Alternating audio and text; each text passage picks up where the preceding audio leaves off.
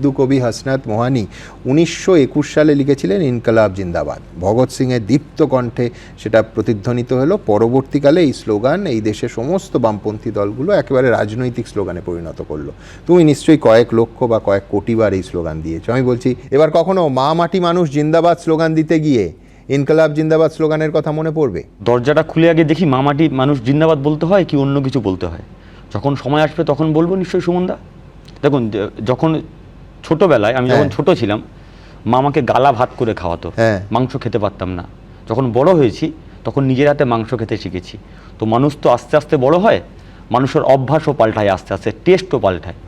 তো ফলে যদি ভবিষ্যতে হয় এটি টেস্ট পাল্টাতেও পারে, কিন্তু আমি এখনও বলছি না, দরজাটা খুলি তারপরে ভাববো দিতে পারবো না দিতে পারবো না।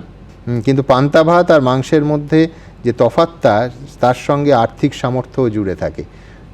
আর্থিক সামর্থ্যর দিক থেকে শাসক দলে যাওয়ার অনেকে যারা এখন তোমার সমালোচনা করছেন, তারা বলার সুযোগ পাবেন যে আসল দলবদলের আসল কারণটা হলো লোভ। ওই পান্তা থেকে মাংসের জন্যই প্রতিকুল রহমান দলবদল করলো। সুমনদা, এই যে তুমি যেমন গত লোকসভার আমার হলফনামাটা দেখালে, যদি কোনোদিন আমার ওই ব্যাঙ্ক অ্যাকাউন্টটা আপনার কাছে আছে, চেক করবেন। যদি ওই ব্যাঙ্ক অ্যাকাউন্টে 1 টাকা হারাম পয়সা ঢোকে, বা আমার স্ত্রীর গয়নার জন্য যদি কোথাও থেকে হারাম পয়সা তোলা হয়, তাহলে সবাই এই প্রশ্নগুলো মাথা পেতে মেনে নেব।